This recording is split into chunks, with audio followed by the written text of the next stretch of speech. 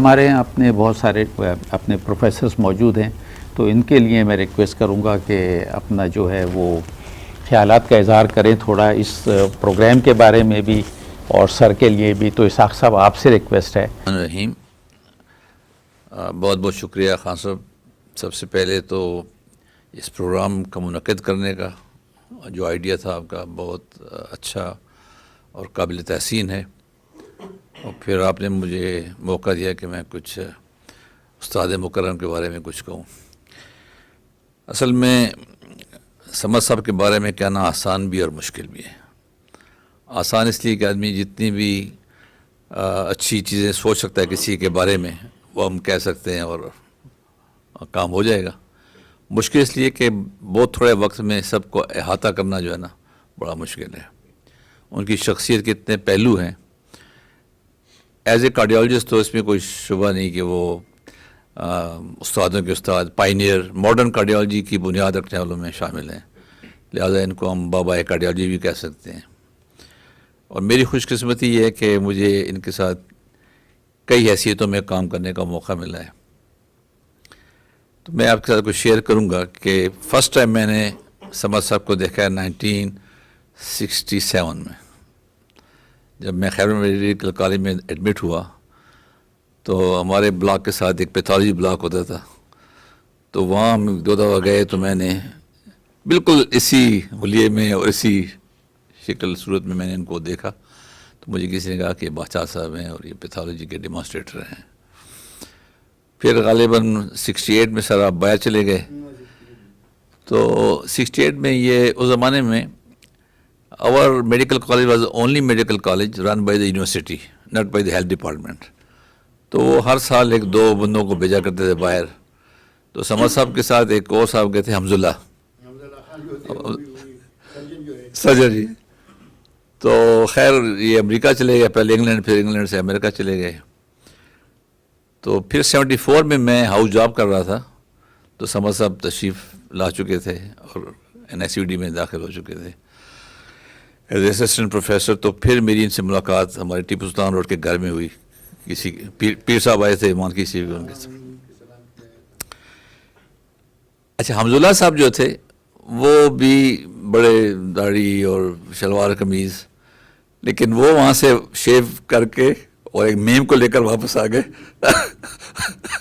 اور سرجن بن کے آئے، لیکن وہ بالکل چینج ہو گئے. سمد صاحب جیسے گئے تھے، میں نے ان کو 68 میں دیکھا تھا، پھر 74 میں دیکھا تو ویسی کے ویسی تھے ماشاءاللہ. البتہ ان کے خانوادے سے ہمارا تعلق بہت پرانا ہے. میں کوئی 11 سال کا ہوں گا یا 12 سال کا. ان کے ایک چچا تھے جو اپنے زمانے کے بہت بڑے عالم دین بھی تھے اور طبیب بھی تھے، اور ان کا ایک بہت بڑا حلقہ تھا مریدوں کا کیمل پور میں. اب اس کو اٹک شہر کہتے ہیں. تو میرے نانا ان کے پاس جایا کرتے تھے. تو میں 1-2 دفعہ ان کے ساتھ ان کی زیارت کے لیے بھی گیا ہوں. مجھے ان کا سراپا بھی یاد ہے اور ان سے ملاقات بھی ہوئی.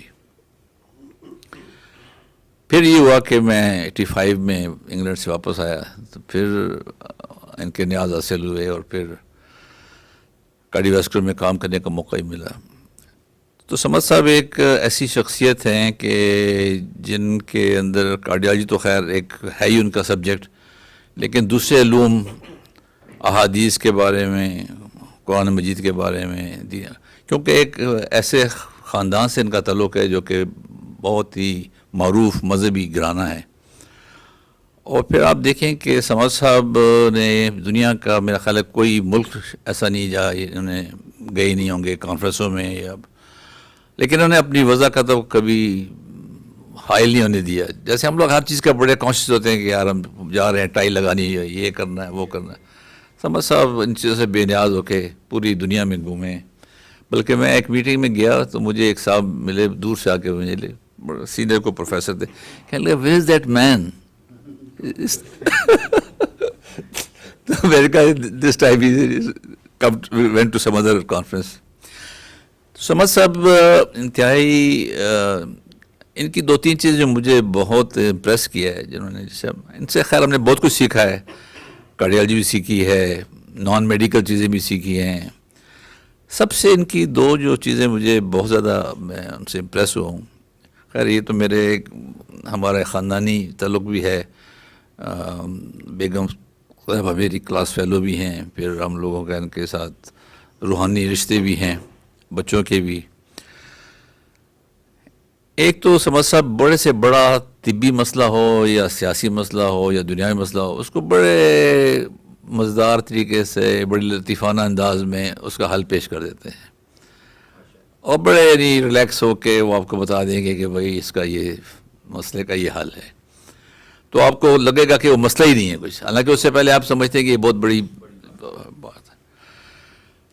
اور دوسری بات یہ ہے کہ ان سے آپ کوئی سوال کریں, کوئی چیز پوچھیں, ان کے پاس جواب پہلے سے حاضر ہوتا ہے. اتنے ہی حاضر جوابی شاید ہی کسی میں وہ جو سما صاحب کو اللہ تعالیٰ نے دی ہے. پھر حافظہ بہت بلا کا حافظہ ہے, ہر چیز یاد رہتی ہے, اور واقعات جو ان کو یاد ہیں وہ ایسا لگتا ہے جیسے کل کی بات ہے, اور وہ 50 سال 60 سال پرانی باتیں ہوتی ہیں وہ یاد رکھتے ہیں.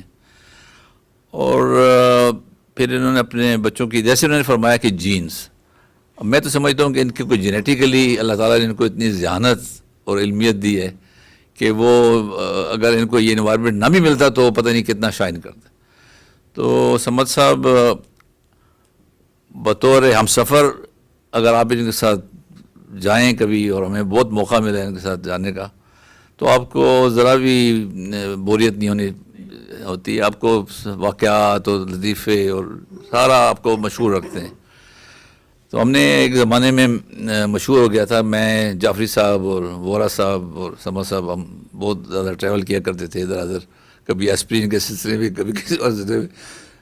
تو وہ لگتا تھا کہ یہ کوئی آوارہ گانوں کی ایک وہ ہے ٹولہ ہے کہ ہر جگہ چلے جاتے ہیں. آوارہ گان طب میں نے ان کا نام رکھا, میں نے کہا یہ انجمن آوارہ گان طب ہے, ہر جگہ پہنچے ہوتے ہیں. تو سمد صاحب کے ساتھ میں نے کافی سفر کیے ہیں, میں ان کا سبارڈینٹ بھی رہا, میں ان کا کولیگ بھی رہا. میرے ساتھ انہوں نے جتنی شفقت کی ہے میں اس کا کبھی بھی بھول نہیں سکتا ہوں. ان کے لیے دعا گو رہتا ہوں, اور یہ ہمیشہ ہماری دعا کرتے رہتے ہیں. اللہ تعالیٰ ان کو بڑی عمر دے. یہ ہماری خوش قسمتی ہے کہ ہم ان کے دور میں رہ رہے ہیں, ان سے استفادہ کر سکتے ہیں, اور ان کا سایہ اللہ تعالیٰ ہم پہ قائم رکھے.